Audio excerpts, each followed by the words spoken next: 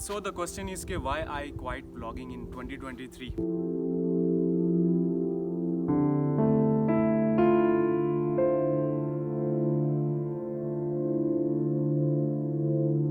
बहुत सारे लोग सुनना चाहते हैं कि मैंने क्यों व्लॉगिंग छोड़ दी थी 2023 में। शुरू से लेके स्टार्ट करते हैं।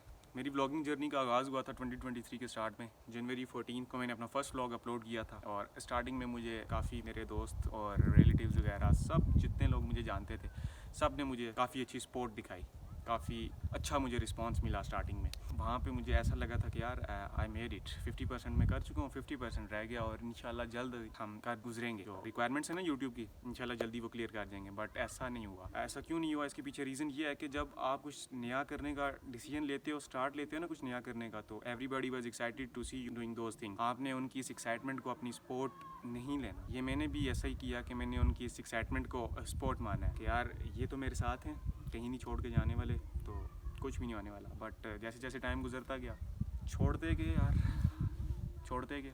और मैं एक नया लड़का था, कंटेंट क्रिएशन मुझे इतनी आती नहीं थी, आइडिया नहीं था कि कैसे छोटी छोटी बातों से कंटेंट निकालना है आपने। स्टार्टिंग में मैं क्वालिटी पे बड़ा फोकस था मेरा कि यार बेशक हफ्ते में एक ब्लॉग डालो बट क्वालिटी कंटेंट होना चाहिए। बट मैं गलत था। पाकिस्तान में क्वालिटी नाम की जो है ना एग्जिस्ट ही नहीं करती। पाकिस्तान में क्वांटिटी देखी जाती है। और इन सिंपल वर्ड्स अगर कहा जाए ना कि यार जिसको कहते हैं ना चवल, जितनी मुनफरिद किस्म की चवलें मारोगे और जितनी कंसिस्टेंसी के साथ चवलें मारोगे ना, जल्दी ऊपर आ जाओगे। और हाँ, यहाँ पे एक चीज़ मैं मेंशन कर रहा हूँ, कंसिस्टेंसी इज़ यूनिवर्सल। ठीक है, कंसिस्टेंट आप रहोगे तो सक्सेस आपको मिलेगी, अदरवाइज़ नहीं मिलेगी। जो कि मैं नहीं रहा, कंसिस्टेंट नहीं रहा। कुछ चीज़ें ये थी इम्पोर्टेंट जिस वजह से मुझे छोड़नी पड़ी। टाइम पीरियड पूरा हो गया था और जो रिक्वायरमेंट्स थी यूट्यूब की वो मैं पूरी नहीं कर सका। ये तो 10% रीज़न है। और फिर ऐसा सीन हुआ कि हमारी फैमिली में एक शादी थी एट द एंड ऑफ 2023 नवंबर के मंथ में, जिसको लेके काफ़ी पहले से हमारी फैमिली में जो है ना तैयारियां शुरू थी। काफ़ी एक्साइटमेंट का सीन है, खुशियों का माहौल था कि भाई शादी है, शॉपिंग हो गई, ये वो फलां चीज़ें हैं, this that things. On November 6 2023 जिस दिन मेरी बर्थडे थी, रात को 1:30 बजे का टाइम था। अगर मैं किसी चीज़ से डरा हूँ ना तो मैं उस वक्त से डरा हूँ, मैं उन हालात से डरा हूँ। हुआ कुछ ऐसा कि अब्बू को हुआ हार्ट अटैक और यकीन मानो मेरे सामने थी वो सारी सिचुएशन। और उधर मैं जो है ना पानी पी रहा था ग्लास में, तो मेरे हाथ ऐसे काँप रहे थे। मैं सर से लेके पाँव तक काँपा हूँ उस दिन मैंने अपनी आंखों के सामने एक ऐसी पिक्चर देखी है ना कि मेरी दुआ है कि अल्लाह पाक किसी लड़के को उन हालात का सामना ना करना पड़े। मैं पहले मर जाऊँ वो बेहतर रहता है मेरे हक में, बेहतर रहेगा मेरे हक में आगे भी। सीन ऐसा था कि मैं घर आ रहा था जिस वक्त ये प्रोसेस हार्ट अटैक की सिचुएशन थी, अब्बू फेस कर रहे थे सिचुएशन को। तो मैं आ रहा था घर से अब्बू के कुछ मेडिकल की रिपोर्ट्स लेने, मेडिकल डॉक्यूमेंट्स लेने। जब मैं घर आ रहा था ना तो चल मैं सीधा रहा था और मेरी निगाहें जो है ना आसमान की तरफ थी और मेरे दिल और दिमाग में एक ही चीज़ चल रही थी कि या अल्लाह पाक, I am not ready for this right now. मेरे हालात पे रहम कर, इस हाल पे रहम कर, इस मासूम पे रहम फरमा।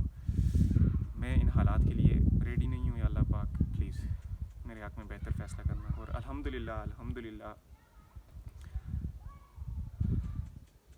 अल्लाह पाक ने इन मुश्किल हालात से निकाला।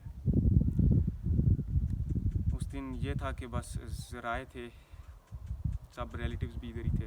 रिलेटिव्स क्या, कोई कुछ नहीं कर सकता ऐसी सिचुएशन में, बस अल्लाह ने रहम फरमाया, ज़रिए बने। और पहले प्लान ये बन रहा था कि अब्बू को लेके चलते हैं डायरेक्ट इस्लामाबाद, बट रास्ते में मेरे अंकल हैं नवीद अंकल, उन्होंने काफ़ी अच्छा डिसीजन लिया कि यहाँ से लेके निकल गए। मैं भी साथ जाना चाह रहा था लेकिन मुझे नहीं जाने दिया गया कि यार तुम इधर ही रुको, पीछे भी कोई होना चाहिए, छोटे बहन भाई हैं तुम्हारे, उनको कौन देखेगा। मुझे रोक लिया गया यहाँ पे, तो लेके चले गए। तो अंकल का काफ़ी अच्छा डिसीजन रहा कि जाते हुए रावलाकोट में CMH लेके वहाँ पे फ़र्स्ट एड का प्रोसेस हुआ, तो काफ़ी रिलीफ़ हो गया उन अब्बू को, मतलब क्रिटिकल सिचुएशन से बाहर आ गए अल्हम्दुलिल्लाह। फिर वेरी नेक्स्ट डे हम इस्लामाबाद लेके चले गए अब्बू को।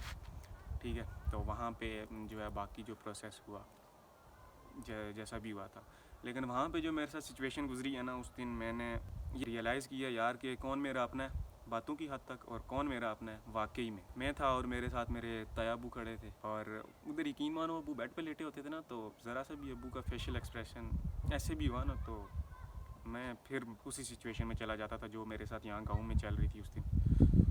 बहुत शदीद किस्म का डर, अगर मैं डरा हूँ ना किसी चीज़ से अब तक आज तक, तो मैं उस सिचुएशन से डरा हूँ। और वहाँ पे यार ये भी मुझे रियलाइज़ हुआ कि मेरे अब्बू के जो है ना दोस्त